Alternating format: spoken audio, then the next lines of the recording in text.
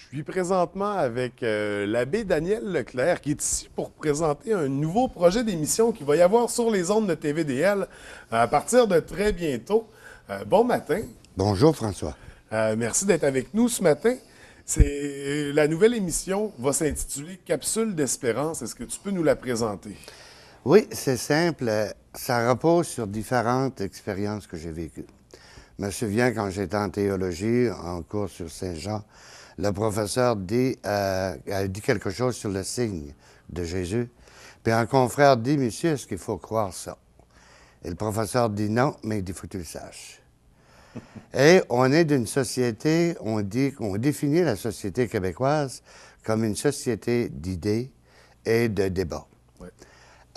Mais l'individu est un être d'expérience et de partage. Puis il y a des fois, quand on se regarde vivre dans la société, ou bien qu'on fait partie de la gang où on est à part. Et on a eu des grands charismatiques qui ont marqué l'histoire du Québec. Ouais. René Lévesque, par exemple, et d'autres. On regarde le côté politique, le côté social, mais qu'est-ce qui l'habitait à l'intérieur? Alors, on veut faire une émission de spiritualité, qui n'est pas une émission de théologie, ni de la sociologie, ni de la psychologie. Fait que le but, c'est pas faire la promotion de la religion, Absolument mais pas. c'est parler de spiritualité, philosophie. Tout ce qui est à la base des religions et de la spiritualité, c'est la philosophie. Ouais. Or, on va démontrer, nous autres, on va expliquer que la spiritualité vient nourrir la philosophie. Et c'est une expérience de la vie. Je donne un exemple. La spiritualité se communique de personne à personne. Tandis que la philosophie, les connaissances, mais tu vas lire un livre et tu vas te mettre à réfléchir. Ça, c'est la philosophie. Mais la spiritualité, c'est quelque chose que je vais vivre. Puis il y a des fois, je dis qu'on ressemble à un hamburger, mais mal ajusté. Tu as le morceau de viande, puis le pain d'en haut va d'un bord, puis le pain d'en bas va de l'autre. C'est que tu as le raisonnement social qui va d'un côté, mais l'expérience de la vie nous amène à l'autre. Et moi, le but, c'est aussi avoir une émission avec les gens.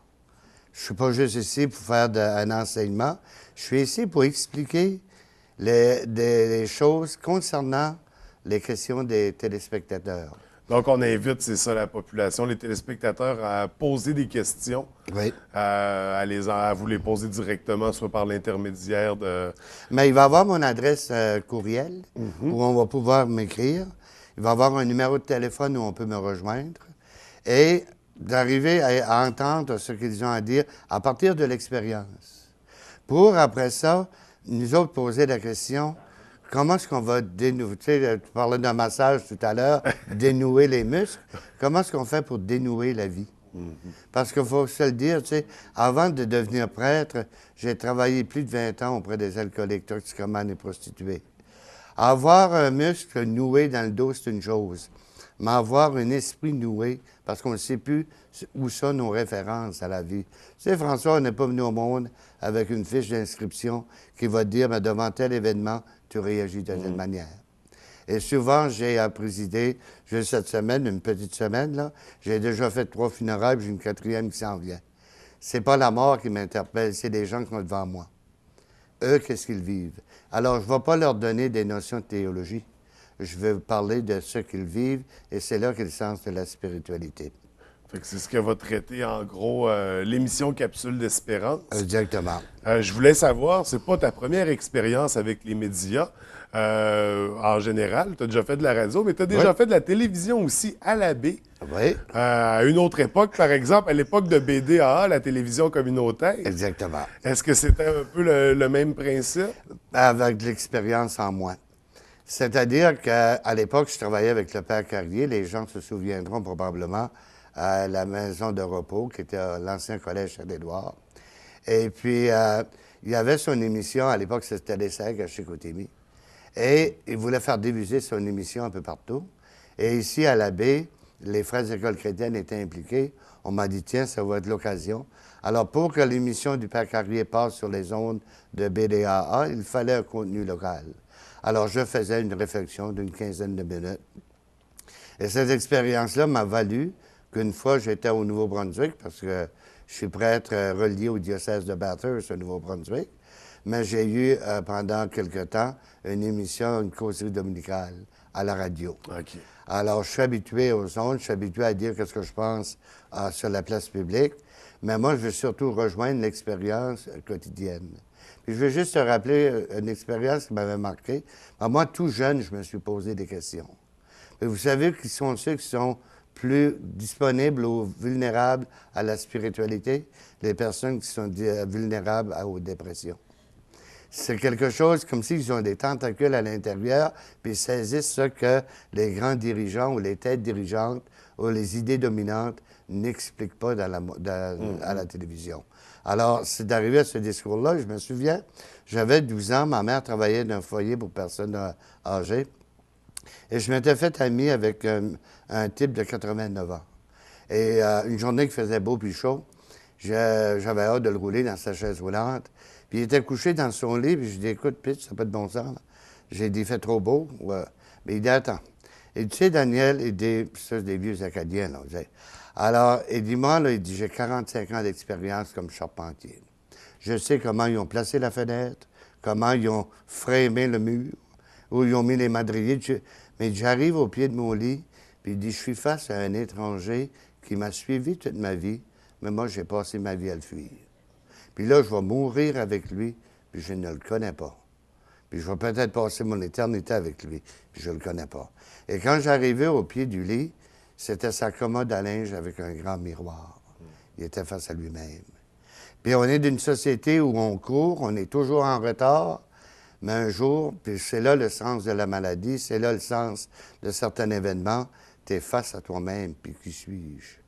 Puis dans ce contexte-là, là, j'ai découvert à 12 ans, on n'a qu'une mission dans la vie, apprendre à découvrir l'être unique que je suis, parce que c'est avec lui que je vais mourir.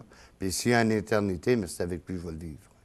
Comment le découvrir pour aller au-delà des événements, pour découvrir finalement que Daniel n'est pas juste un prénom, c'est une personne dans son identité. Ensuite, Leclerc, C majuscule, est là hier.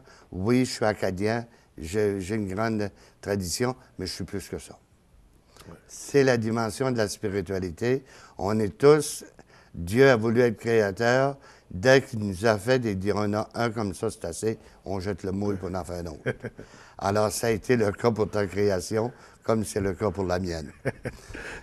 Donc, cette émission-là va commencer très bientôt, au mois de décembre. Oui. La première, à partir du 10 décembre. Oui. Au niveau de l'horaire de diffusion, c'est ça. Il y a une émission par semaine qui va être diffusée au courant de la semaine, donc du lundi au jeudi à des heures variables. On parlait de 6h30, 11h30, 15h30 et 17h30. Dans la même journée pour 4 jours d'affilée. Oui, pour 4 jours d'affilée. Et c'est ça, il va y avoir un roulement à chaque semaine avec du nouveau contenu. Donc, les gens peuvent te contacter directement par courriel au Danilec, DANILEC, en commercial deritélé.com.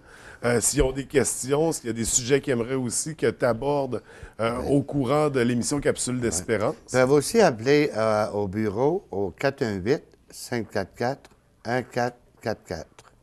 Et dire je veux parler à Daniel.